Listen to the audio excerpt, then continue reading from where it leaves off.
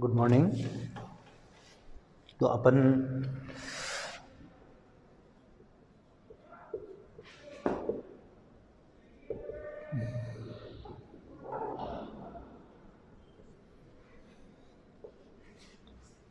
पिछली क्लास में कहाँ तक पढ़ चुके थे?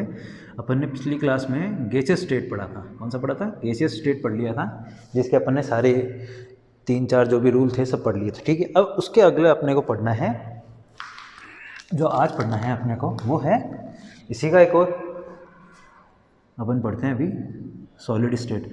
अपने को लिक्विड भी पढ़ना है, सब पढ़ना है, पर अभी अपन पढ़ेंगे सॉलिड स्टेट। ठीक है, क्या है सॉलिड स्टेट? ठोस अवस्था। भाई किसकी बात करेंगे? ठोस अवस्था की बात करेंगे। ठोस अवस्था क्या भाई? अपन ने लिक्विड क्या गैसियस में क्या क्या पढ़ा था?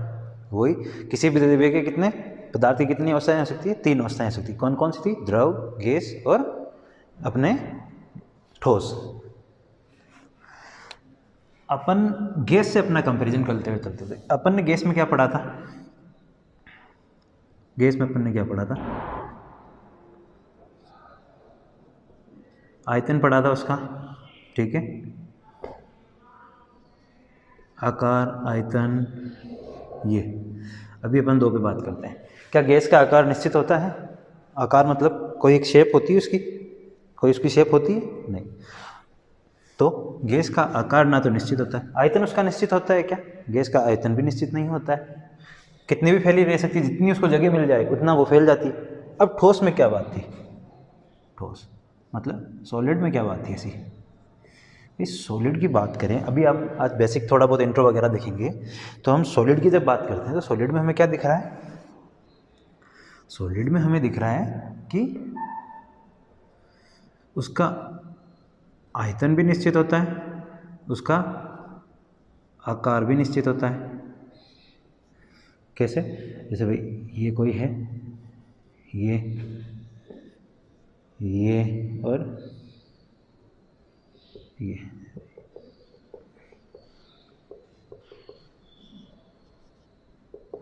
अणु सब में है, ठीक है, अणु सब में है। इसमें भी अणु है, इसमें भी अणु है, इसमें भी अणु है। ठीक है,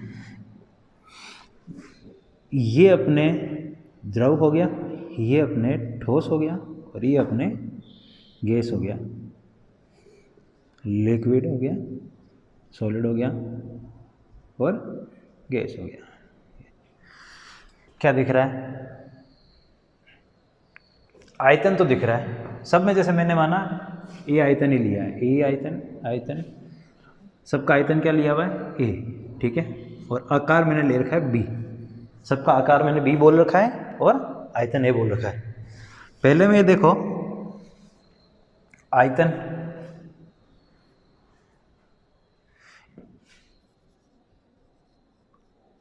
आयतन तो द्रव का भी निश्चित होगा। मतलब कैसे? जैसे भी आप जगह दोगे वो उसमें अपने आप को सेटल डाउन तो कर ही लेगा। ठीक है, क्या? जैसे मैंने ये बीकर लिया, इस बीकर में मेरा द्रव यहाँ तक आया। कहाँ तक आ गया? यहाँ तक आ गया। अब मैं ये बीकर ये ले लिया, छोटा ले लिया है थोड़ा, तो अब यही अगर इसमें डालूं तो मान लो यहाँ तक आ गया। कहाँ तक आ गया? यहाँ तक आ गया। तो देखो द्रव में क्या हुआ? आयतन तो जो यहाँ था वही यहाँ रहा है। ठीक है, यहाँ था जो यहाँ, पर देखो यहाँ इसका आकार देखा जाए तो इसका आकार यहाँ इतना था, जबकि यहाँ इतना ना है, तो आकार बदल रहा है। मतलब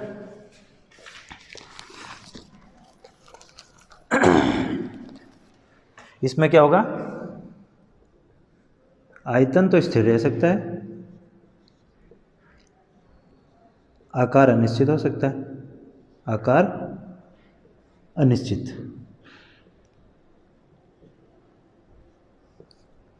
मतलब उसका वॉल्यूम तो फिक्स होगा पर शेप उसका अनडिफाइन या अनिश्चित ऐसा रहेगा, कुछ भी फिक्स नहीं कह सकते। अब सॉलिड में क्या है? वैसा एग्जांपल देखें सॉलिड में भी। ये रहा सॉलिड, ये कोई सॉलिड था जो यहाँ आया है, मान लो यहाँ आया, ये सॉलिड है पूरा।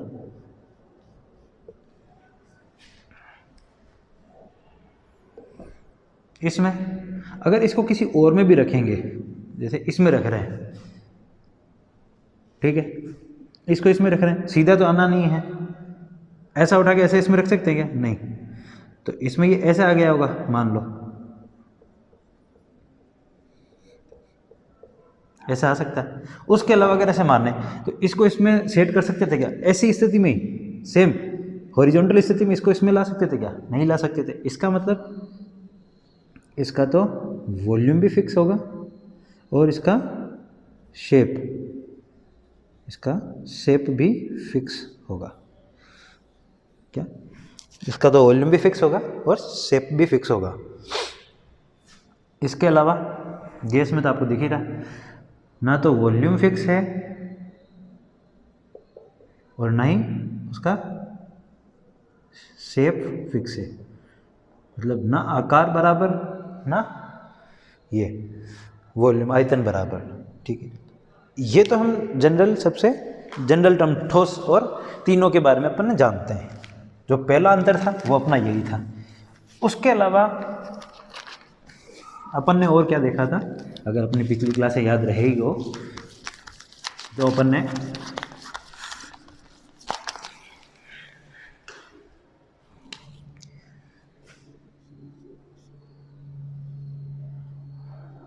अंतरा आणविक गति और इंट्रामोलिकुलर स्पीड, मोशन,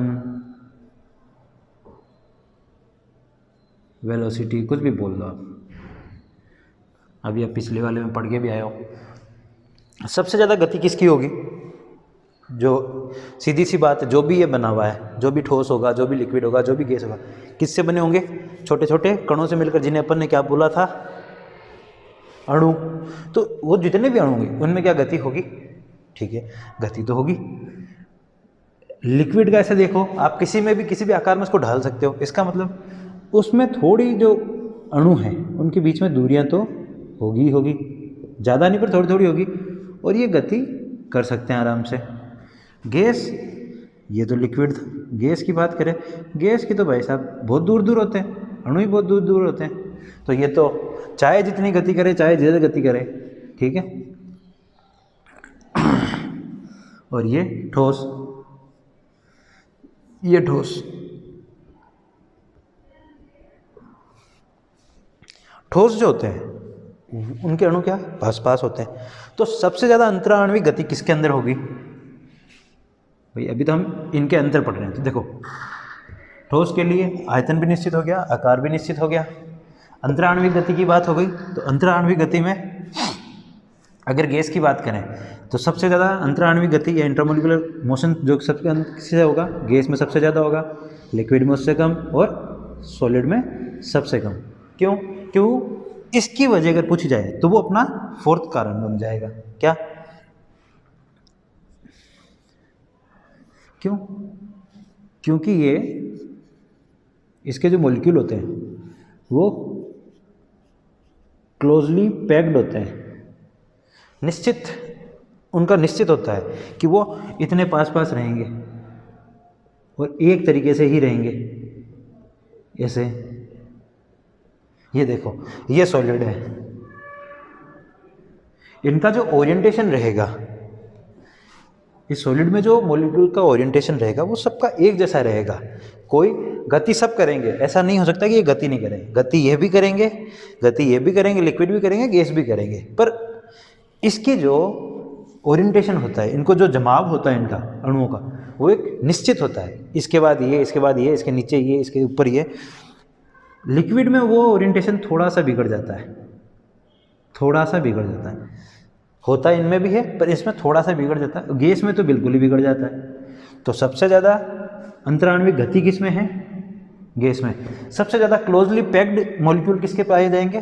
सॉलिड के, उसके बाद लिक्विड के, उसके बाद गैस के, ठीक है।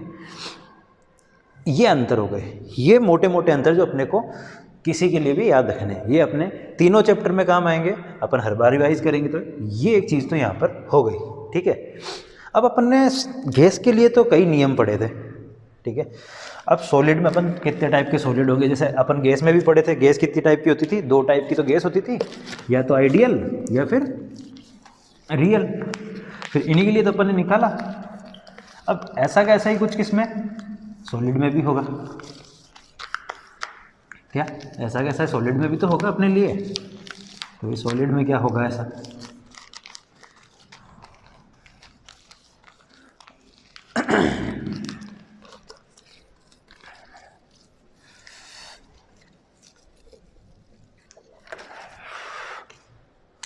इसके लिए आ गया, अब सॉलिड के लिए बात आ गई। अब तो सॉलिड के लिए क्या क्या याद रखना है, वॉल्यूम फिक्स, ठीक है। उसके अलावा शेप फिक्स, ठीक है। उसके अलावा इंट्रामोलिकुलर मोशन, इंट्रामोलिकुलर मोशन होता है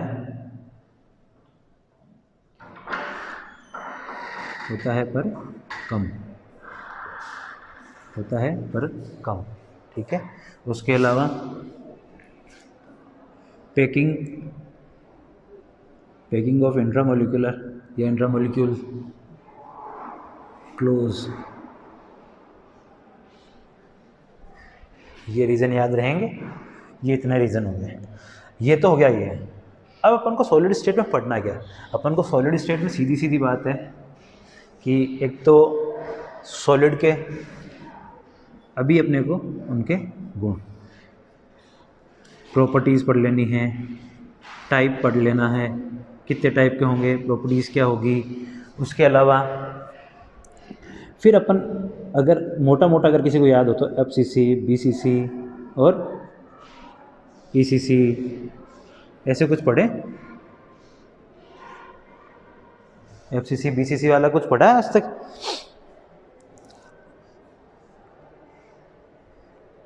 जो होता है एक एक कोष्टिका, द्विकोष्टिका, फेस वाली कोष्टिका, फलक कोष्टिका होती है इनका, तो इनकी कितने टाइप की सॉलिड्स होंगे, 3-4 टाइप में बटेंगे। उन तीनों चारों टाइप में कौन कौन से सॉलिड के एग्जाम्पल मिलेंगे, ठीक है। एग्जाम्पल क्या क्या होंगे, जैसे NaCl कैसा सॉलिड है, CaCl कैसा सॉलिड है, CaF2 कैसा है, ZnH2 कैसा है, ZnS कैसा है, ऐसे ये एग्जाम्पल। अब इनमें से इनका कौन सा टाइप रहेगा वो, ठीक है, कैसे उनको बांटा जाएगा, क्या एज होंगे, क्या फलक होगी, ये। उसके अलावा एक पढ़ेंगे मिलर इंडाइसिस पढ़ते हैं, ये कैसे निकाली जाएगी मिलर इंडाइसिस।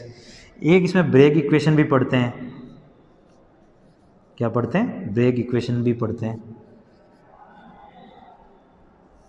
तो अपन ऐसे ही करते करते सारे पढ़ते चलेंगे। तो आज अपन जो पढ़ेंगे वो अपन आज इसका स्टार्ट कर रहे हैं, तो अपन इसका अभी टाइप पढ़ लेते हैं, क्या टाइप होता है, क्या क्या गुण हो सकते हैं, ऐसा ही कुछ। तो आज अपन जो पढ़ रहे हैं वैसे इसका, तो अपन आज इसका क्या पढ़ लेते हैं, बेसिक इंट्रो, उसमें टाइप वगैरह पढ़ रहे हैं अपन।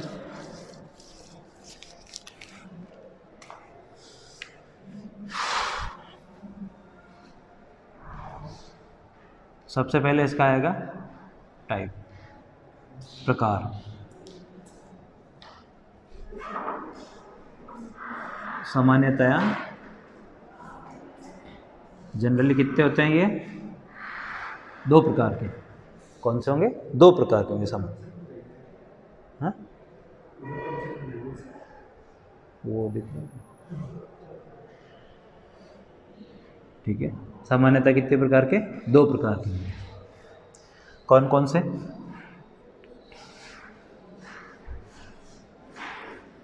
क्रिस्टलीय,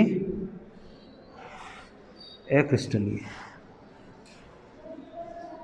कौन से, क्रिस्टलीय, अक्रिस्टलीय। अब इन्हीं में हम कई गुण इनके पढ़ेंगे, क्रिस्टलीय और अक्रिस्टलीय। कैसे, हिंदी इंग्लिश इनकी एक ही जैसी, क्रिस्टल अक्रिस्टल दोनों, ठीक है। क्रिस्टल और अक्रिस्टल का क्या बात होगी अब,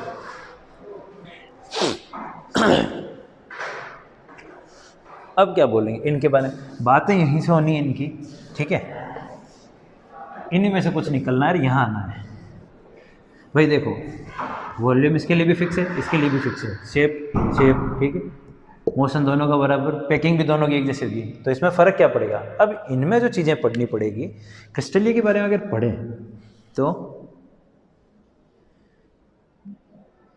ज्यामिति निश्चित होती है। क्या होती है? ज्यामिति इनकी निश्चित होती है। तो इनकी ज्यामिति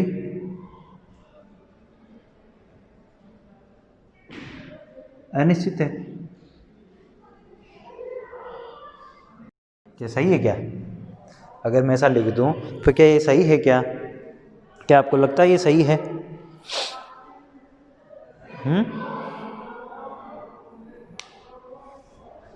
बताओ, ज्यामिति का मतलब क्या हुआ यहाँ पर? यहाँ पर आप ज्यामिति का क्या मतलब समझ रहे हैं? ज्योमेट्री।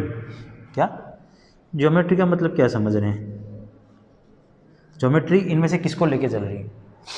वही उनके मॉलिक्यूल की पैकिंग, मॉलिक्यूल की पैकिंग, यही तो हुआ।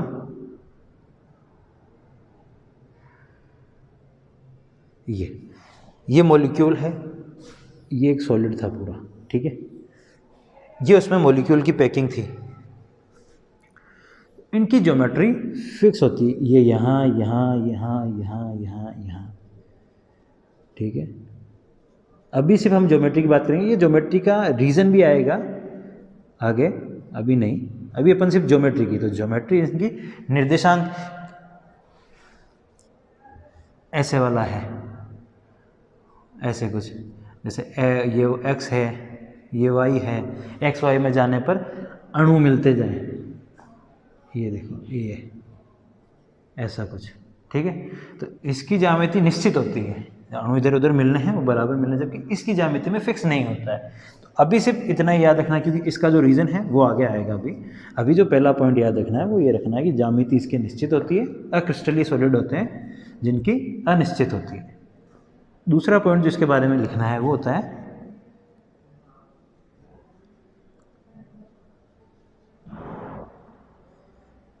संपीड्यता। संपीड्यता या कंप्रेसिबिलिटी। क्या? कंप्रेसिबिलिटी। क्या क्रिस्टल सॉलिड जो होंगे वो संपीड्य होंगे? संपीड़ित किए जा सकते, मतलब प्रेशर लगा के उनको छोटा किया जा सकता है, ऐसे जैसे गैस में अपन संपीड़ित करते हैं उसको, गैस कैसी हो जाती थी? ज़्यादा संपीड़ित करने पर लिक्विड में चल जाती थी। इसका कुछ हो सकता है क्या? तो भैया ये संपीड़ित नहीं हो सकता है। अनकम्प्रेसिबल बोल दो या फिर असंपीड्य बोल दो। क्या बोल दो? असंपीड्य बोल दो। कैसे होते हैं ये? असंपीड्य। जबकि ये कैसे होते हैं? संपीड्य होते हैं। अब अगर आपको क्रिस्टल सॉलिड या अपने अक्रिस्टल सॉलिड की बात, डेफिनेशन पूछी जाए तो इतना ही हो, ऐसे ठोस जिनकी ज्यामिति निश्चित होते हैं तथा जिनको संपीड़ित नहीं किया जा सकता हो वह ठोस क्रिस्टलीय ठोस कहलाते हैं। जबकि जिनकी ज्यामिति अनिश्चित हो वह तथा जिनको संपीड़ित किया जा सकता हो या नहीं किया जा सकता हो, बताओ।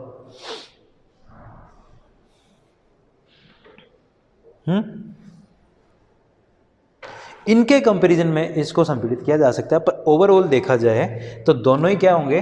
अगर मोटा मोटा अंतर जब देखा जाएगा दोनों का, भाई जब दोनों का मोटा मोटा अंतर देखा जाएगा तो सिर्फ इनके जो अंतर आएंगे वो सिर्फ एक पे आएगा अभी तक, फिर उसी पर हम बात करेंगे। कौन से पर? ज्यामिति इनकी निश्चित, अणुओं की ज्यामिति जिसकी निश्चित हो, असंपीड्य हो, असंपीड्य हो, कठोर हो, क्या कहलाते हैं? क्रिस्टलीय। जिनकी ज्यामिति अनिश्चित हो जाए, असंपीड्य तो होंगे। क्या होंगे? असंपीड्य तो होंगे। इनके कंपैरिजन में, अगर इसके कंपैरिजन में बोलूँ तो ठीक है, पर ओवरऑल सिर्फ ए क्रिस्टल की बात करूँ तो फ़र्क मोटा मोटा सिर्फ इसका आएगा, कठोर भी यही होते हैं। एक फ़र्क अभी ये आया, अब इनके एक जो फ़र्क जो आएंगे वो गलनांक में आएंगे, इनके अपने शीतलन वक्र होगा जो कूलिंग कर्व होगा उसमें आएंगे, और इनकी विषमदेशिकता और समदेशिकता एनआइसोट्रोपी और आइसोट्रोपी में आएंगे। वो सारे खेल यहीं से चलने हैं। संपीड़ीय असंपीड़ीय इसमें जो चीज़ें हैं वो गलनांक की खेल हो जाएगी, ठीक है। गलनांक क्वथनांक जो होगा वो यहाँ खेल हो जाएगा। इसका जो खेल है ज्यामिति और ज्यामिति का जो खेल होगा वो सिर्फ और सिर्फ किस पे होगा, इन पे, कि समदेशिकता विषमदेशिकता क्या चीज़ आएगी। तो अभी अपने को जो पढ़ना है कि क्रिस्टलीय ठोस कैसे होते हैं, जिनकी ज्यामिति निश्चित होती है, असंपीड़ीय के साथ साथ कठोर होते हैं। जिनकी ज्यामिति अनिश्चित हो, असंपीड़ीय व कठोर हो तो वह अक्रिस्टलीय कहलाते हैं, ठीक है। ये हो गया एग्जाम्पल इनके, जैसे रबड़ हो गया, रेजिन हो गया। अब रबड़ में ऐसा है कि आपको लग रहा होगा भाई असंपीड़ीय है अपने आप में, तो उनको संपीड़ित नहीं किया जा सकता। हाँ, उनका आकार वगैरह अपन दबाते हैं तो बदल जाता है, इसलिए मैंने इसका कंपैरिजन ऐसा बोला था, जबकि होते दोनों ही असंपीड़ीय ही है, ठीक है। तो अब इनके जैसे अपने को दो पढ़ने हैं डिफरेंसेस। तो अब इनके डिफरेंसेस में जो आएगा सबसे पहले वाला वही, एक का ज्यामिति निश्चित होती है, दूसरे की ज्यामिति अनिश्चित होती है। इसको एक्सरे डिफ्रैक्शन से फाइंड किया जा सकता है, जबकि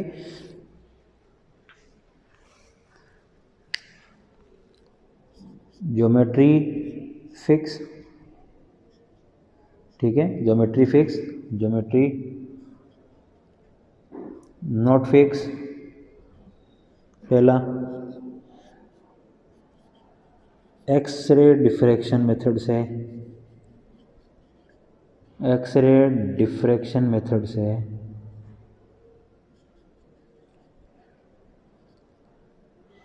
एक्सरे डिफ्रैक्शन मेथड से इनकी ज्योमेट्री का पता चल जाता है, जबकि इनकी ज्योमेट्री फिक्स नहीं होती तो ये नॉट डिफाइन बाई कर देते हैं, not define by X ray diffraction. क्या होगा, एक्सरे डिफ्रैक्शन क्या काम आएगा, एक्सरे डिफ्रैक्शन इनकी अंदर जैसे ही वो एक्सरे इन पे गिरेगा, जैसे ही एक्सरे इस पे गिरता है सॉलिड पे, तो वो उसकी ज्योमेट्री बता देता है कि भैया इसमें जो भी अणु हैं वो किस टाइप में अरेंज हो रखे हैं। जब इसकी ज्योमेट्री फिक्स है तो इसके बारे में कौन बता सकता है, एक्सरे डिफ्रैक्शन बता सकता है, ठीक है। जबकि इसकी ज्योमेट्री फिक्स नहीं है तो इसके बारे में कुछ बताया जा सकता है, नहीं बताया जा सकता है। अब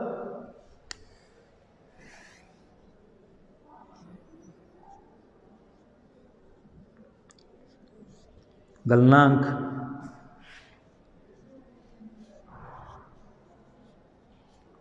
मेल्टिंग पॉइंट ही तो हुआ,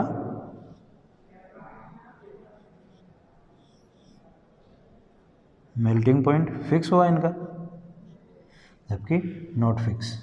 क्या हुआ, फिक्स और नॉट फिक्स, याद रहेगा। अगला पॉइंट क्या होगा,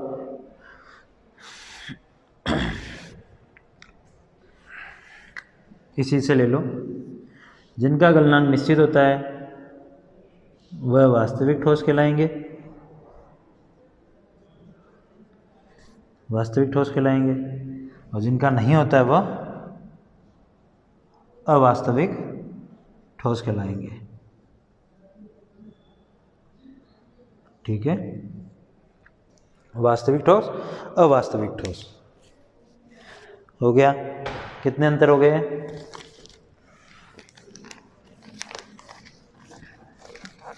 कितने अंतर हो गए भाई सॉलिड के लिए, ज्योमेट्री फिक्स होती है, क्रिस्टल के लिए बोल रहा हूँ ज्योमेट्री फिक्स होती है, मेल्टिंग पॉइंट फिक्स होता है, एक्सरे डिफ्रैक्शन से फाइंड किया जा सकता है,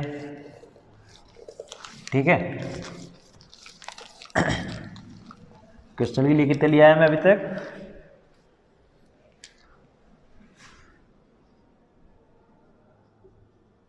क्रिस्टल के लिए कितने लिया है, सीधे क्रिस्टल के लिए लिख रहा हूँ, ज्योमेट्री फिक्स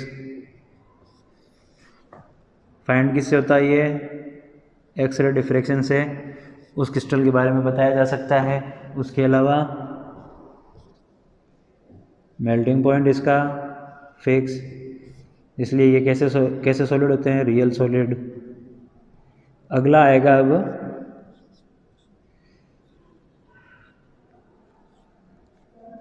कूलिंग कर्व। इसका जो कूलिंग कर्व होगा वो कुछ ऐसा होगा, ठीक है। कूलिंग कर्व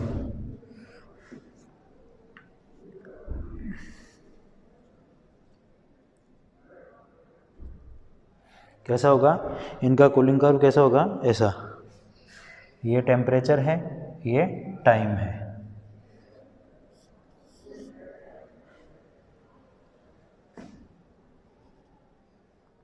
ठीक है।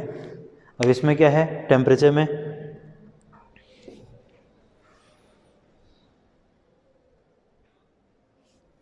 कैसा दिख रहा है भाई, टेम्परेचर बढ़ाया जाए तो क्या होगा, टाइम के साथ अगर टेम्परेचर बढ़ाया जाए या बढ़े हुए टेम्परेचर से ये सॉलिड है, तो इसका टेम्परेचर जैसे बढ़ा, ये जैसे जैसे इसको ठंडा किया जाए, ठंडा कब किया जा सकता है, जब टेम्परेचर गिरे उसका, ठीक है। ठंडा किया जा रहा है उसको, तो गिरेगा तो ये यहाँ तक आएगा तो वो द्रव की अवस्था में आने लगता है। फिर यहाँ से यहाँ तक उसका टेम्परेचर कांस्टेंट रहता है, फिर वापस उसका टेम्परेचर गिरता है और वापस उसमें बदलने लगता है दूसरे में। तो ऐसा, तो इसका जो अपन अगर कूलिंग कर्व की बात करें तो अपन को कूलिंग कर्व में इतना याद रखना है कि सॉलिड स्टेट में जो क्रिस्टल होते हैं उनका कूलिंग कर्व होता है वो डिसकंटिन्यूअस या असतत होता है, असतत होता है। कैसा होता है, असतत होता है। कैसा होता है, असतत होता है। जबकि वही कूलिंग कर्व अगर अक्रिस्टल का ले लें तो कैसा होगा, ऐसा। कैसा होगा, कंटीन्यूअस।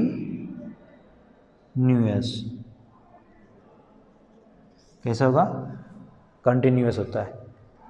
मतलब एक बार टेम्परेचर गिरने लगा तो फिर उसमें कोई भी प्रकार की अवस्थाएं नहीं आएगी बीच में। इसमें क्या होता है, एक ए से बी, बी से सी, सी से डी चलेगा, यहाँ से ए से सीधे ही डी चल जाता है। मतलब इसका कुछ फिक्स नहीं होता। जैसे जैसे आप अगर इसको कोई बदलना चाहते हो, किसी और अवस्था में जैसे बदलना चाह रहे हो, द्रव में जा रहा हो, अगर कोई सॉलिड द्रव में जा रहा हो, अगर वो क्रिस्टल है, अच्छा क्रिस्टल है, तो वो क्या करेगा, जैसे जैसे टाइम के साथ और टेम्परेचर के गिरने के साथ साथ वो जैसे जैसे अपनी अवस्थाएं बदलेगा, वो कुछ देर वहाँ रहेगा। ये देखो, ये यहाँ से यहाँ तक देखो, यहाँ इसका टेम्परेचर भी कांस्टेंट हो चुका है, टाइम तो बढ़ रहा है, टाइम स्पेल तो बढ़ा है, पर क्या वो एकदम से सीधा वहाँ आ गया है क्या। अगर मैं मानूँ यहाँ सॉलिड था, यहाँ सॉलिड से वो जैसे हमने टेम्परेचर गिराया तो वो क्या सीधा वहाँ आ गया क्या लिक्विड पे, नहीं, सीधा तो नहीं आया। बढ़ाया घटाया जो भी, वो सीधा तो नहीं आया ना, कुछ निश्चित ताप पे था, निश्चित ताप के बाद उसका जो भी ताप अपने दिया, जो भी करा, तो वो उसके साथ साथ एकदम से तो नहीं आया। कैसा आया, उनमें जो भी ये कूलिंग कर्व जो था, ये असल में इनकी फेज ट्रांजिशन के बारे में बता रहा था। फेज ट्रांजिशंस के बारे में बता रहा था। फेज ट्रांजिशन मतलब अवस्था परिवर्तन। सॉलिड से लिक्विड आ रहा है, लिक्विड से गैस जा रहा है, ठीक है, गैस से फिर पुनः वापस लिक्विड जा रहा है, लिक्विड से फिर वापस सॉलिड जा रहा है। तो ये जो प्रोसेस था, जो क्रिस्टल सॉलिड होते हैं वो क्या करते हैं, इस प्रोसेस को बाकायदा आपके ग्राफ में बताते हैं। वो आपको एक एक जगह बताएगा, एक एक अवस्थाएं बताएगी कि यहाँ मैं सॉलिड था, अब मैं यहाँ आया हूँ, यहाँ मैं द्रव हो चुका हूँ, लिक्विड हो चुका हूँ, अब मैं काफ़ी देर तक यहाँ लिक्विड की फॉर्म में ही रहूँगा। इसके लिए आपको मेरा बॉइलिंग टेम्परेचर और बढ़ाना पड़ेगा। अगर मैं यहाँ तक तो बॉयल हुआ, यहाँ तक तो मैं सॉलिड से लिक्विड में आया हूँ, अब इसके बाद आपको और करना पड़ेगा, तब मेरा यहाँ तक चल के फिर मैं वापस गैस में जाऊँगा, अब फिर गैस से मैं वापस इसमें जा सकता हूँ लिक्विड में।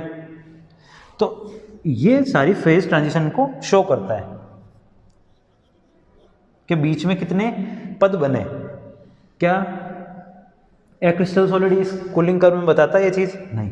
ये यहाँ सॉलिड था, एकदम से इसका टेम्परेचर के वेरी करा और सीधा ये लो डी पे पहुँच गया। अब डी मान लो सॉलिड से सीधे ये गैस पहुँच गया, सॉलिड से सीधे ही गैस पहुँच गया। जबकि क्रिस्टल सॉलिड जो होते हैं वो स्टेप बाय स्टेप अपनी जगह पहुंचेंगे, सीधे नहीं पहुंचेंगे। अगर मान लो यही था तो ये यहाँ तक ये था, ये सॉलिड से पहले लिक्विड बनेगा, लिक्विड से फिर गैस बनेगा और अपने उस ड्यूरेशन में बताएगा, जबकि ये इस ड्यूरेशन में ये आपको नहीं बताएगा, सीधे ही सॉलिड से गैस चला। समझ गए? ये बात हो गई। तो कूलिंग कर्व का भी पता चल चुका है, कौन कंटिन्यूस है कौन डिसकंटिन्यूस है। असतत का मतलब क्या हुआ? असतत का मतलब ऐसे नहीं कि ये गलत है, असतत का मतलब ये हो गया कि आपको सारी फेज ट्रांजिशन शो करेगा उस चीज़ की। इसका कूलिंग कर्व कैसा होगा? डिसकंटिन्यूस। डिसकंटिन्यूस याद रहे तो फेज ट्रांजिशन दिखा देता है, ये भी याद रख लो कि क्या बताता है, अपनी फेज ट्रांजिशन शो करता है। क्या है? क्रिस्टल दिखाता है ये चीज़? नहीं, वो कंटिन्यूस रखता है ग्राफ को और कोई फेज ट्रांजिशन नहीं दिखाता है। अगला पॉइंट इसके बाद का आएगा आइसोट्रोपी और एनआइसोट्रोपी। आइसोट्रोपी और एनआइसोट्रोपी, समदेशिकता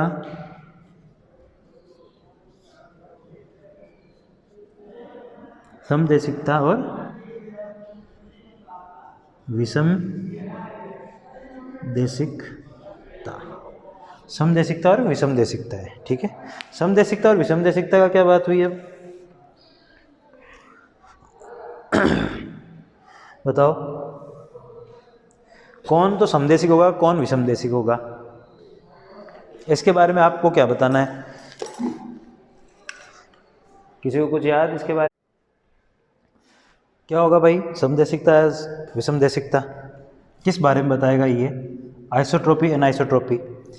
आइसोट्रोपी एनाइसोट्रोपी जो भी होंगे वो सॉलिड के फिजिकल प्रॉपर्टीज को बताएंगे। कौन सी?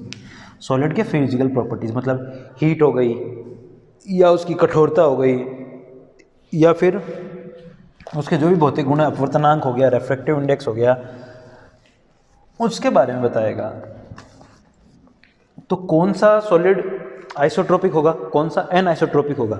ये बड़ा सा कंफ्यूजन सा आएगा एकदम से भाई। अब अपन बात कर रहे हैं आइसो और एनाइसो, आइसो और एनाइसोट्रोपी पर।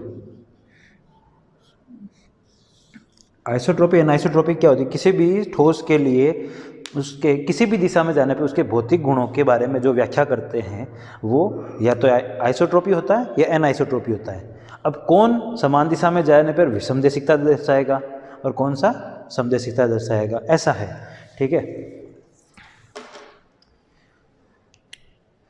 भाई। अब जब आप कंफ्यूज हो गए तब क्रिस्टली सॉलिड जो होते हैं वो एनाइसोट्रोपिक होते हैं, जबकि अक्रिस्टली सॉलिड आइसोट्रोपिक होते हैं। मतलब अक्रिस्टली सॉलिड तो समदेशिक होते हैं, मतलब इसके आप किसी भी दिशा में जाओ उसके जितने भी भौतिक गुण हैं वो सब समान मिलेंगे। जबकि एनाइसोट्रोपी में आप जाओगे तो आप किसी भी दिशा में जाओगे तो आपको उसके भौतिक गुण में परिवर्तन मिल सकता है। वजह इसकी यही है कि इनकी जो पैकिंग हुई है, इनका जो अरेंजमेंट था, ज्योमेट्री इनकी इतनी फिक्स थी कि भाई अपन एग्जाम्पल देखें ऐसे,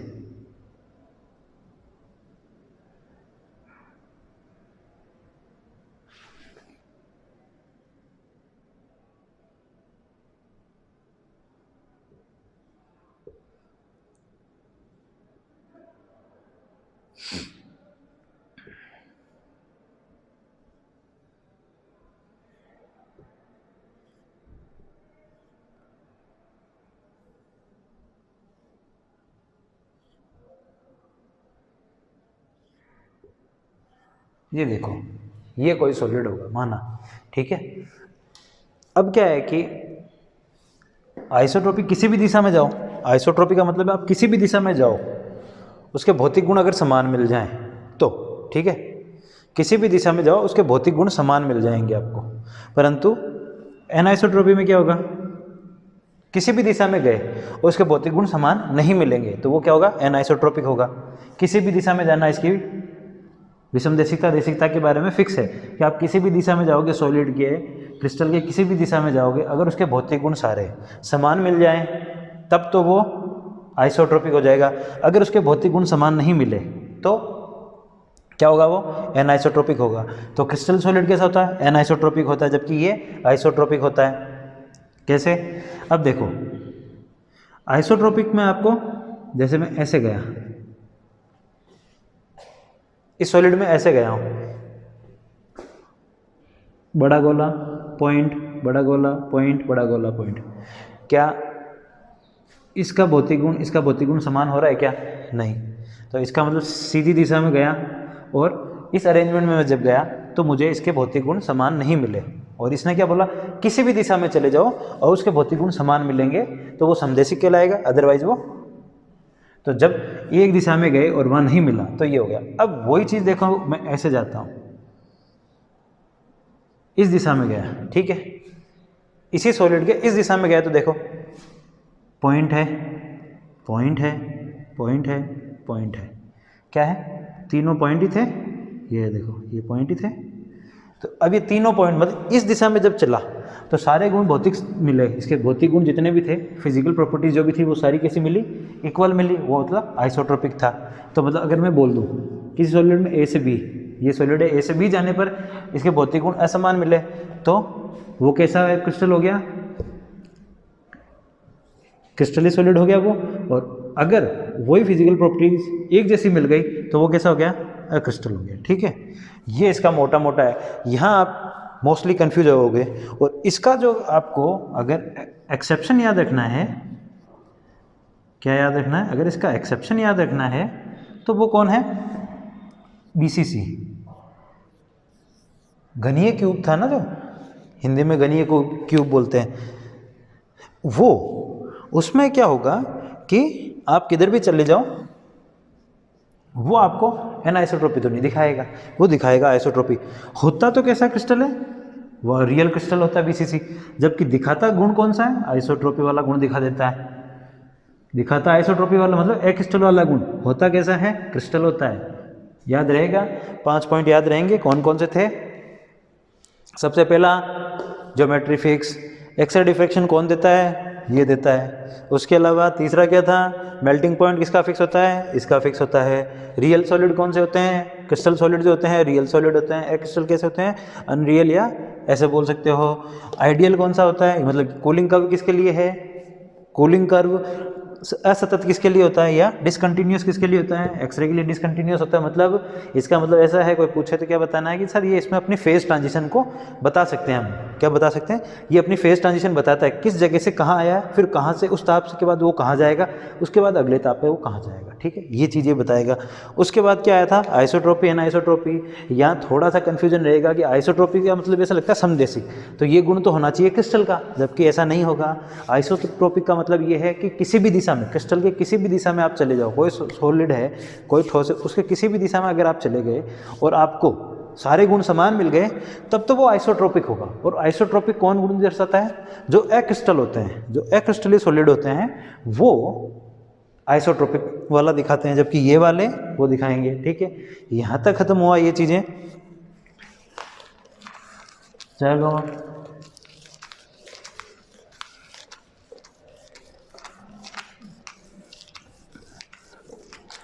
इसके जो आगे अपन पढ़ेंगे, अब अपन पढ़ेंगे एक एक कोष्टिका। सबसे पहले तो एक एक कोष्टिका जैसे पढ़ना भी है तो अपन को थोड़ा बहुत ऐसे पता रहे कि अपन को जब सॉलिड जो पढ़ना है वो कुछ इस टाइप में तो पढ़ना है।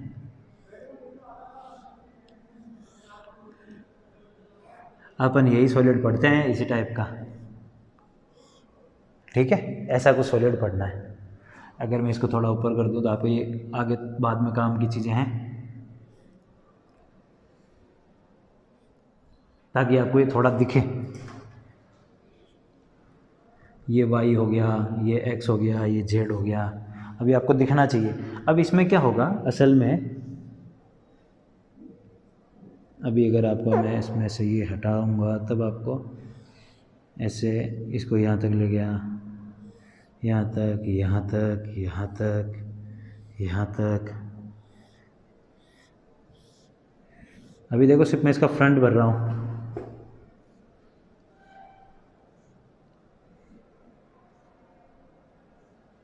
ये देखो,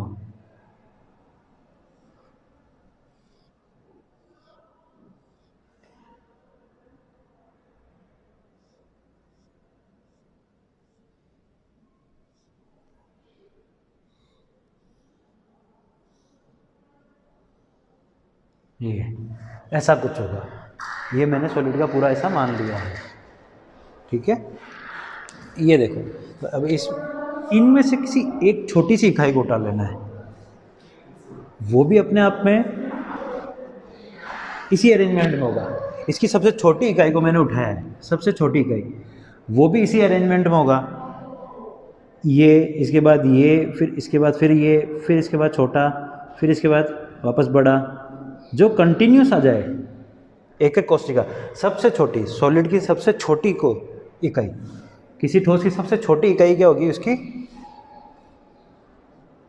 एक एक कोष्टिका। मतलब ऐसा है, एक एक कोष्टिका से कि ये क्या चीज़ है? कुछ नहीं है, एक सॉलिड है, ठोस है, उसकी छोटा सा पार्ट निकला है, उसका हम अगर माइक्रोस्कोपिक देखेंगे तो जो सॉलिड दिख रहा था वैसा ही अरेंजमेंट उसका दिखे, या फिर जो सॉलिड छोटी छोटी एक एक कोष्टिकाओं से मिलकर बना होता है, छोटी छोटी कोष्टिकाओं से मिलकर बनाता है, उसकी एक एक कोष्टिका कहलाएगी। उसका जो अरेंजमेंट होगा वो हमेशा कंटिन्यूस होगा, सेम सा होगा, एक जैसा चल रहा है, उसके बाद वैसे ही चलते जाएंगे, सब एक से एक वैसे ही जुड़ेंगे। जैसे ये देखो, मैंने ये बता दिया, ये इसके साथ, ये इसके साथ, ये इसके साथ, तो ये बराबर जुड़ा है, ठीक है। ये चीज़ है।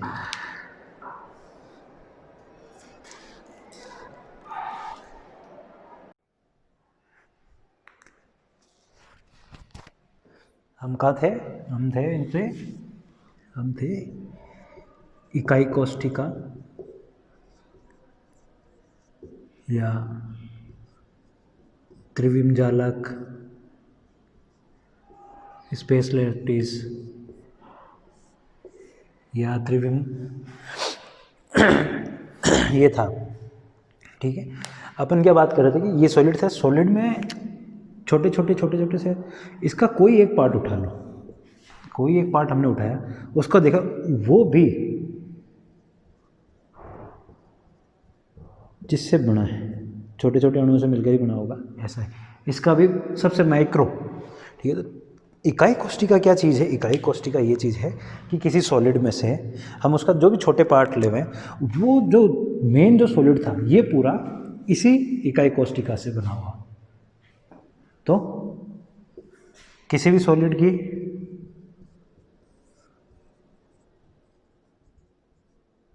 वह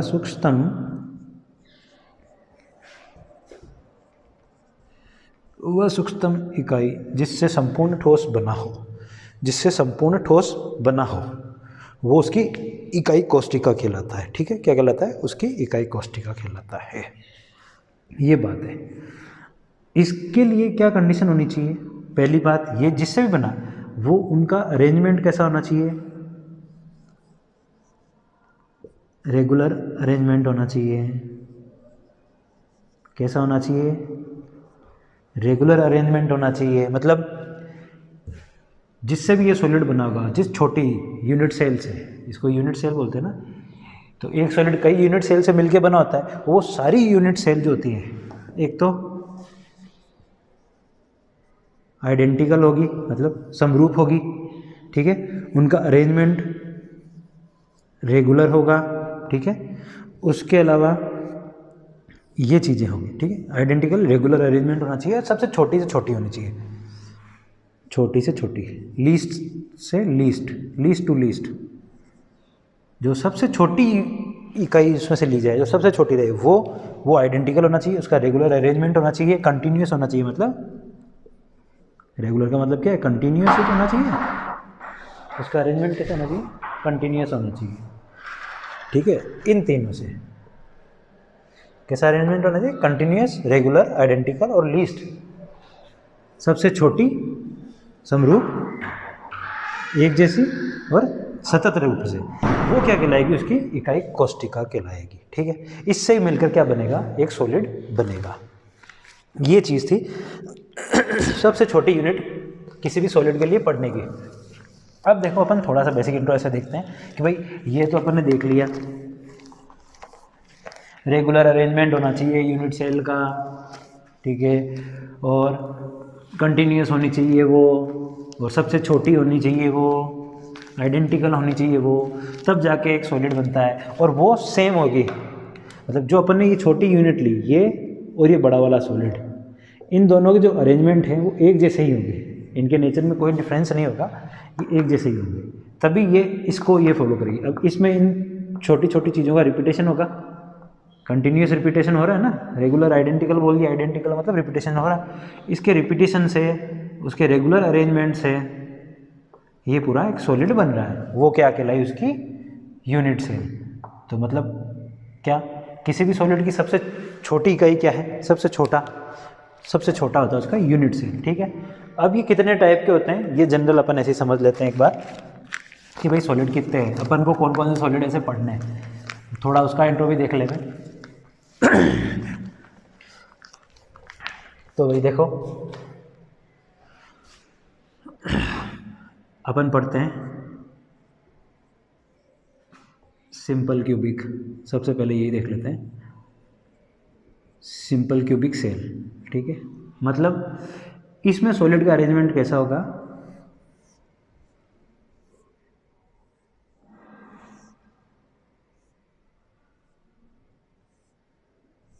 ये, अब देखो यही मैं बता देता हूँ, जो आपको अगर आप इसको सही देखेंगे, आपको जब आराम से अगर आप 3D में इमेजिन करोगे इस चीज़ को, तो जिसको मैं पहले डार्क कर रहा हूँ, ये देखो ये मैं डार्क कर रहा हूँ जिसको, इसको मैंने ये डार्क किया है, ये इसका फ्रंट है, मतलब ये बॉक्स आपकी तरफ मुंह करता हुआ है, ये इसका फ्रंट हो गया, ठीक है, ये इसका फेस हो गया, ये रहा, ये इसका फेस हो गया। ऐसे कितने फेस है इसमें, देखो अब फर्स्ट ये रहा, सेकंड अगर इधर से देखें तो ये रहा, इधर से देखें तो ये रहा, इधर से देखें तो ये रहा, ऊपर से देखें तो ये रहा, और अगर पीछे से देख रहे हैं मतलब पीछे की साइड यहाँ से अगर मैं बॉक्स को आगे ले लूँ उसके पीछे की साइड देखूँ तो ये रहा। तो कितने हुए, इसको दिया 1 नंबर, इसके जस्ट पीछे वालों को दिया 2 नंबर, ऊपर वाले को दिया 3 नंबर, नीचे वाले को दिया 4 नंबर, इधर वाले को दिया 5 और इधर वाले को दिया 6। कोई भी एक सॉलिड जो सिंपल क्यूबिक सेल होगी तो उसमें कितने फेस होंगे, फेस बोले तो फलक, कितने फलक हुए हैं, 6 फलक होते हैं। कोई पूछ ले कितने फलक होते हैं, 6 फलक होते हैं, ठीक है। अब अगली बात आती है, इसको मिटा देते हैं फेस वाले को, फिर से मैं फर्स्ट उसी को गोला कराया, फर्स्ट वाले को ही उसी को डार्क किया है। इस पे देखो यहाँ मैंने एक गोला बना दिया, यहाँ मैंने एक गोला बना दिया, यहाँ मैंने एक गोला बना दिया, यहाँ मैंने एक गोला बना दिया, ठीक है। दिख रहा है फ्रंट पे कितने 4 गोले दिख रहे हैं, एक यहाँ पे भी बन सकता है, एक ये भी, एक ये भी, ठीक है। कितने कॉर्नर हो गए, कोने, कोने या कॉर्नर, कितने कॉर्नर हुए, 1 1 2 3 4 5 6 7 8, कितने कॉर्नर होते हैं, एक यूनिट सेल में या एक क्यूब में, किसी में बोल दो, एक यूनिट सेल बोलोगे तो भी यही अरेंजमेंट लेके चलेगा, अगर एक सेल बोल दिया पूरा क्यूबिक सेल बोल दिया तो भी यही अरेंजमेंट होगा। कॉर्नर कितने होंगे उसके, 8 कॉर्नर होते हैं, कितने 8 कॉर्नर होते हैं। फलक फेस कितने होते हैं उसके, फेस कितने होते हैं, 6 होते हैं। एज कितनी होगी, एज मतलब 2 को साथ में जोड़ने वाला, एज यही तो हुआ, जैसे दीवार के पास ऐसे जुड़ा, तो इसमें एज कितनी हुई, ये जो एक, इसमें एज कितनी होगी, देखो फ्रंट पे देखते हैं, ये देखो, ये पहले ये वाली एज देखो, ये एज के लिए देखो, एक तो दीवार सामने पड़ी है और एक दीवार जस्ट इसके ऊपर पड़ी है, ये देखो, इसको डार्क कर देता हूँ, ये इसकी छत हो गई एक तरह से और ये इसकी दीवार हो गई पहली, ठीक है। तो ये कॉर्नर हो गया ना इसके, ये एक एज हो गई ना इसकी, ये इसका एक एज हो गया ना। ऐसे कितनी एज हो सकती है, 1 2 3 4 यहाँ हुई है, 5 6 7 8 9 10 11 12, तो एज कितने होते हैं? 12 एज होते हैं। ठीक है, कितने? 12 एज होंगे, 6 फेस होंगे और 8 कॉर्नर होंगे। ये अपने को याद रखना। अब कोई बोल दे क्या यूनिट सेल में भी ऐसा ही होगा? जी बिल्कुल। यूनिट सेल बनी किससे? यूनिट सेल से मिलके तो ये बना है। ये जो पूरा सॉलिड ये बना किससे? यूनिट सेल से मिलके तो बना। उनके रिपीटेशन से, उनके रेगुलर अरेंजमेंट से, उनके कंटिन्यूटी से और उनकी आइडेंटिकलिटी से, और सबसे छोटे से छोटी इकाई थी वो, इसलिए उन सबसे मिलके ही तो बना है। तो इसलिए ये ऐसा है। तो अब अपने को जनरल आइडिया अपन को मिल चुका है। अब सबसे पहला जो अपन थोड़ा सा देख रहे हैं वो है simple cubic cell. Simple cubic cell का मतलब ये हो गया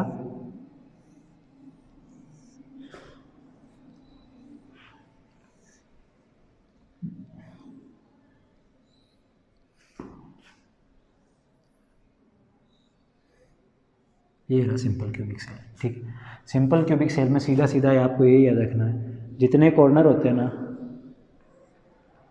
उन कॉर्नर पर क्या जाते हैं? आयंस या मॉलिक्यूल, जो भी होगा यहाँ पर आ जाएगा। ठीक है, तो ये क्या हो गया? Simple cubic cell. मतलब कहाँ पर आ रहा है? सिर्फ और सिर्फ उसके सिंपल क्यूबिक सेल में कोई पूछ ले हुए कि ऐसी कोष्ठिका या ऐसी सेल या ऐसी घनीय इकाई जिसके सिर्फ कोनों पर क्या रहे? कोनों पर अणु मिले। कहाँ मिले? सिर्फ और सिर्फ कहाँ पर मिले? कॉर्नर पर आपको क्या मिलेंगे? मॉलिक्यूल मिलेंगे। कहाँ मिलेंगे? सिर्फ कॉर्नर पर मॉलिक्यूल मिले तो वो क्या है? एससीसी है। ठीक है, अगली कौन सी होगी? अब मैं यहाँ एफसीसी बना देता हूँ पहले। एफसीसी मतलब फेस सेंटर क्यूबिक सेल हो गई। फेस सेंटर क्यूबिक सेल है एफसीसी। ठीक है, अब क्या होगा? फेस सेंटर में क्या होगा? कोनों पर तो आपको मिलेगा ही मिलेगा। ठीक है, कोनों पर तो आपको मिलेगा ही मिलेगा। इसके जो फेस बच गए, फेस कितने थे? 6 फेस होते हैं ना।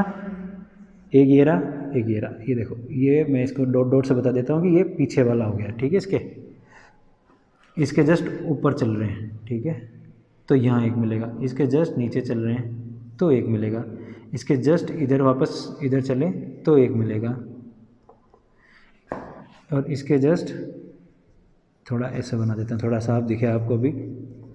ये देखो, ये बनाया पहला, इससे ये जोड़ा पीछे वाला। ठीक है, इससे ये जोड़ा ऊपर वाला। एक तरह से जोड़ से वैसे जोड़ तो सिर्फ आपको बता रहा हूँ कि कहाँ कहाँ बने हुए हैं। ठीक है, इसको थोड़ा टेढ़ा बना देते हैं ताकि आपको पता रहे कि ये कहाँ जुड़ रहा है, यहाँ जुड़ रहा है। इसको मैं थोड़ा इधर टेढ़ा बना देता हूँ तो ये यहाँ जुड़ रहा है। ठीक है, अब आप अगर इसको 3D में देखेंगे तो देखो 1 2 3 4 5 6, मतलब जिसमें कॉर्नर के अलावा फेस में भी मॉलिक्यूल मिले। था कॉर्नर के अलावा फेस में भी अणु आ जाए, फेस में भी मतलब इनके फलक पर भी मॉलिक्यूल मिले, 6 फलक पर भी मिल जाए तो वो क्या हो जाएगा? एफसीसी कहलाएगा। ठीक है, अगला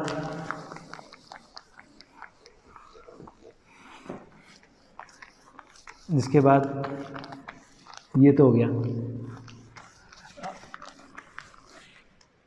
अगला अपन पढ़ेंगे बीसीसी। कौन सा पढ़ रहे हैं? ये जनरल इंट्रो देख रहे हैं अपन और कुछ नहीं देख रहे हैं इसका। ये है बॉडी सेंटर। कौन है? Body centre. बॉडी सेंटर का मतलब क्या हो गया अब? ये लो, ये बना दिया फिर से अपना क्यूब, बन गया क्यूब। ये रे सेंटर, क्या कॉर्नर, ये लो ये कॉर्नर। ठीक है, अब ये कॉर्नर दिख गया। अब क्या होगा? अब सिर्फ बॉडी सेंटर का मतलब जो एक रूम बनाया, जैसे अपन ने ये बॉक्स बनाया होगा, ये बॉक्स दिख लो, इसे आप 3D में इमेजिन करो। जो ये 3D में है, अब ये मानो कि एक कॉर्नर यहाँ पर है, एक कॉर्नर यहाँ, मतलब ये कॉर्नर ऊपर वाला है और ये कॉर्नर जस्ट उसके अपोजिट नीचे वाला है। ठीक है, ये आपके सामने फ्रंट है, मानो ये बॉक्स का ये वाला ये फ्रंट है, और ये पीछे एक बॉक्स बना हुआ है, ये इसका नीचे का क्या कहते हैं, नीचे वाला वो है। तो ये पीछे का बैक साइड में कॉर्नर है और ये फ्रंट साइड का कॉर्नर है। इससे आप डायगोनली इस पे जा रहे हो, किस पे, डायगोनल कहाँ पे जा रहे हो, नीचे वाले, ऊपर वाले से नीचे वाले कॉर्नर पे जा रहे हो। मतलब इस वाले से अगर जाऊं तो यहाँ पर डायगोनल पहुँच गया, यहाँ पर दिख रहा है। तो इसके बीच में यहाँ पर कोई मॉलिक्यूल मिले, ठीक है, इसके बीच में यहाँ पर कोई मॉलिक्यूल मिले तो वो किस में चल जाती है, वो यूनिट सेल कैसी बन जाती है, या वो क्यूब सेल कैसा हो जाता है, वो बॉडी सेंटर्ड क्यूब सेल हो जाता है। ठीक है, बॉडी सेंटर्ड क्यूब सेल हो जाता है। अब ये देखो ये विकर्ण है, ये अगर मैं इसके लिए भी जाऊँ तो देखो ये पीछे वाला है, तो ये किससे मिलेगा, आगे वाले से मिल जाएगा। ठीक है, ये लो, ये इसके आगे वाले से मिल गया, ये पीछे वाला इसके आगे वाले से भी मिल सकता है। ठीक है, ये इससे मिल सकता है। तो मतलब ये जो बीच में होगा ये एक तरह से 8 कॉर्नर्स के डायगोनली निकलेगा। किससे निकलेगा, डायगोनली उनके बीच में रहेगा। मतलब आप फर्स्ट से उधर वाले नीचे में आ रहे हो तो, या इधर से इधर नीचे वाले में आ रहे हो, इधर से इधर वाले में आ रहे हो, कहीं से भी आओ, आपको ये बीच में मिलना। तो वो कैसी क्यूब सेल होती है, वो बॉडी सेंटर्ड होती है, जिसमें कॉर्नर के अलावा आपको सेंटर में भी मिल जाए। ठीक है, कॉर्नर के अलावा सेंटर में भी मिल जाए।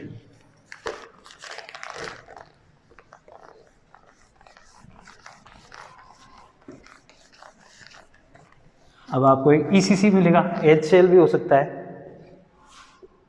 जनरली अपन 3 का ही देखते हैं। ईसीसी का ऐसा है कि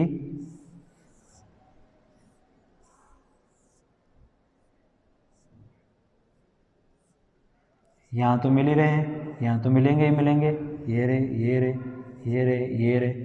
ये क्या होगा, किसी भी एज में भी मिल सकता है। ये देखो ये रे, कहाँ मिल सकते हैं, उनकी एज में भी मिल जाए।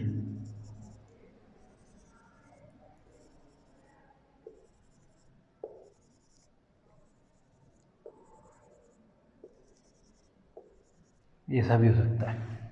ठीक है, जो उनकी एज पे मिल जाए वो ईसीसी है क्या, एंड सेल, एंड सेल भी बोला जाता है, एज सेल भी बोला जाता है। तो यहाँ मिल जाए। ठीक है, अपन ने कितनी पढ़ी है सबसे पहले सिंपल क्यूबिक हो गया, फिर कौन हो गया, बीसीसी हो गया, फिर कौन हो गया, एफसीसी हो गया, फिर ईसीसी हो गया। ठीक है, ये तो एक जनरल टर्म्स में अपने को ऐसे ही याद रखना है। हाँ, इनके लिए अपन हर चीज़ याद भी रखेंगे कि इनकी पैकिंग एफिशिएंसी कितनी होती है, इनका पैकिंग फ्रैक्शन कितना होता है, वो भी कई है अपने जो कोर्स में है। बस इनके बारे में जनरली इनके बारे में पता होना चाहिए कि कौन कौन सा क्या है, कितने टाइप की सेल होती है। अगर कोई पूछ ले भाई तो कितने टाइप की सेल मिलेगी आपको, आपको मिल जाएगी एचसीसी जिसमें कॉर्नर पे होते हैं, एक जिसमें एफसीसी जिसमें फलक पे होते हैं, एक जिसमें आपके बॉडी के अंदर होता है, एक जिसके अंदर कहाँ होगा, आपके उनके एज पर हो सकता है। तो अगर कोई ऐसे पूछे, अब जैसे मैं ये बना दिया, ये लो ये, ठीक है, अब मैं इसके ऊपर एक और बना देता हूँ।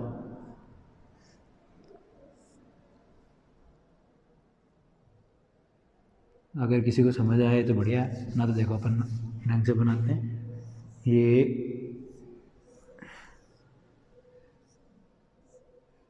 ये रहा, ये रहा, ये रहा, ये रहा,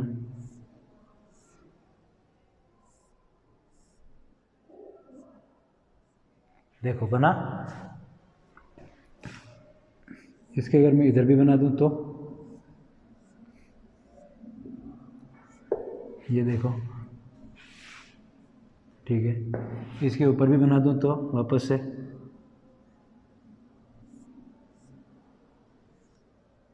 ये लो। अब देखो, अब मैंने क्या बना दिया है, बना दिया है एक, ये देखो हो गया। अभी मैं इसको कहाँ से देख रहा हूँ, सिर्फ फ्रंट से देख रहा हूँ। अभी इसके सामने नहीं, ये इसके जैसे ये फ्रंट, ये है आपका, ये फेस वाला क्यूब है, इसके जस्ट राइट में एक क्यूब लगा दिया है मैंने, इसके अप में एक क्यूब लगा दिया है, इसके फिर से राइट में भी एक क्यूब लगा दिया है, ये लगा है। अब ये अभी फेस है, इसके आगे भी तो एक क्यूब और लगा सकता हूँ, तो ये बेक हो जाएगा उसका, मतलब इसके आगे ये ऐसे वाला,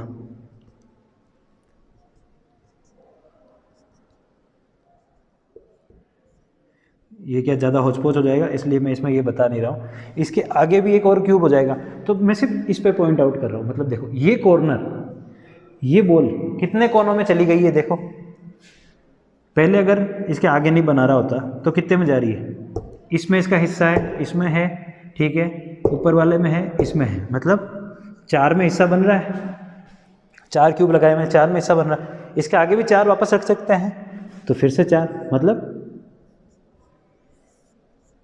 एक बॉल जो होगी, माना एक बॉल होगी कॉर्नर में, कोने में, वो कितने हिस्सों में चली जाएगी, 8 हिस्सों में, मतलब 8 हिस्सों में चली गई ना।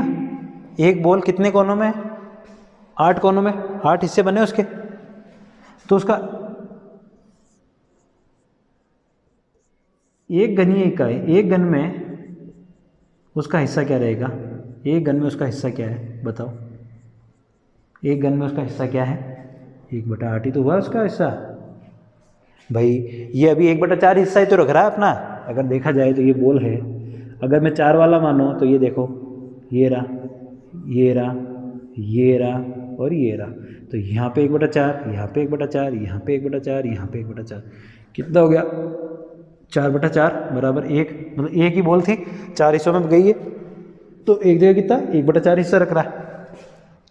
अब मैं इसके आगे भी ऐसी 4 क्यूब और लग जाएंगे, तो अब वो बॉल कितने हिस्से में चली गई है, 8 हिस्सों में, तो उसका एक क्यूब में क्या हिस्सा रहेगा, एक घन में उसका हिस्सा क्या रहेगा, 1/8 रहेगा, ठीक है।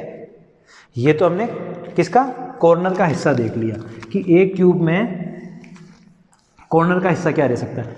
अब आप बोलोगे सर ऐसा कि, अगर देखो मैंने क्या बोला था कि इकाई कोष्टिका से मिलकर ही क्या बनता है, कोई क्यूब बनता है, तो ये मैंने इकाई कोष्टिकाएं तो उठाई होगी, ये पूरा एक कोई सॉलिड हुआ होगा, ये इतना बड़ा कोई एक पूरा सॉलिड होगा, उसमें से सिर्फ मैंने एक इकाई उठाई, उसमें देखा कि अरेंजमेंट ऐसा था, ऊपर नीचे आगे पीछे ऐसा अरेंजमेंट था, तब मैंने बोला कि कितना होगा 1/8, ठीक है।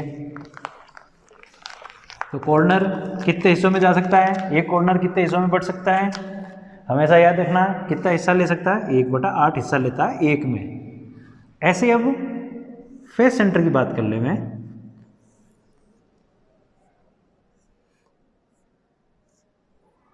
एक फेस सेंटर, ठीक है, नहीं 6 होते हैं वो अलग है, पर एक फेस सेंटर है, माना ये वाला फ्रंट में एक फेस सेंटर है, ठीक है। ये बॉल क्या इससे इससे इससे इससे किसी से टच हो रही है, नहीं हो रही है, सिर्फ फ्रंट, इस फ्रंट से टच हो रही है। अब अगर मैं इसके सामने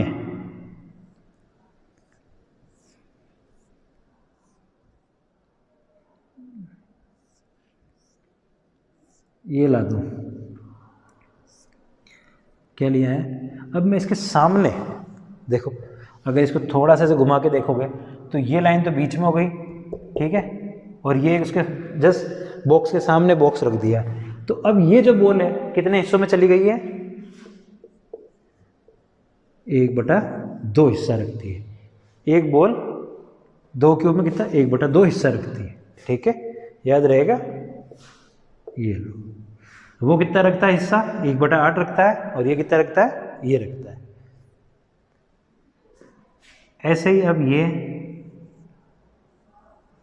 बॉडी सेंटर वाली भी बात कर ले मैं एक बार,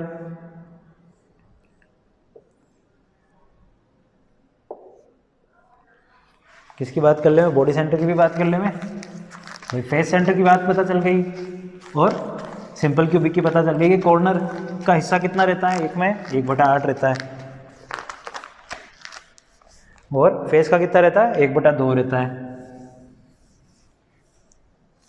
भाई वो टोटल 6 में है, तो 6 पर पार्टीशन तो एक पे ही हो रहा है, एक फेस पे एक ही तो आ रहा है, उसके पास में कितने लिया है, इसमें नहीं हो रहा है डिवाइडेशन। वैसे ही अब बीसीसी की बात करें, किसकी बात करें, बीसीसी की बात करें, बॉडी सेंटर की बात कर लेते हैं। बॉडी सेंटर क्या होता है, बीच में होता है, बॉक्स के बीच में हुआ, तो अब इसके आगे बॉक्स जोड़ो, ऊपर बॉक्स जोड़ो, दाएं बॉक्स जोड़ो, बाएं बॉक्स जोड़ो, कहीं पे भी जोड़ दो, ठीक है, ऊपर नीचे दाएं बाएं कहीं पे भी बॉक्स जोड़ दो। क्या जो ये अंदर वाला बॉल है वो किसी से टच कर रहा है क्या, किसी के साथ पार्टिसिपेट कर रहा है? नहीं ना। तो इसका हिस्सा हमेशा एक ही रहेगा। क्या रहेगा? उनका 1/8, इसका 1/6, ये कॉर्नर था, ये फेस था, ये बॉडी था। कॉर्नर का हिस्सा कितना? 1/8, फेस का कितना? 1/6, बॉडी का कितना? 1। अब कौन सा बचा? अब बचा है एज वाला। अब देखो एज होती कितनी है?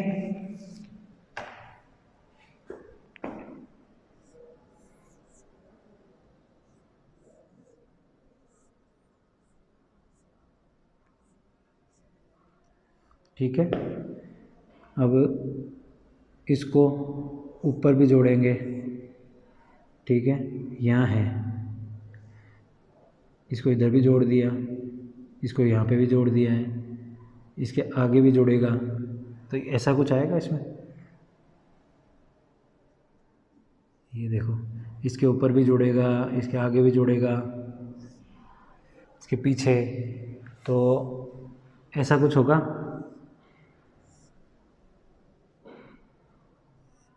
ये कुछ ऐसा कुछ होगा।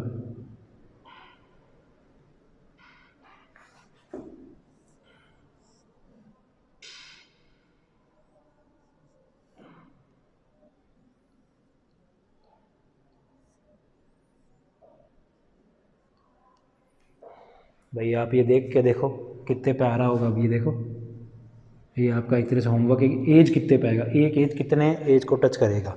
ये वाला, ये कॉर्नर इसके आगे वाले में भी जाएगा, उसके आगे वाले में जाएगा, पीछे आगे सब में। ठीक है, तो ये भी देखना कितने कितने लेता है। एक में कितना 4 लेगा, क्या लेगा, 1/12 लेगा, 1/4 लेगा, जो भी है वो भी देखना पड़ेगा आपको।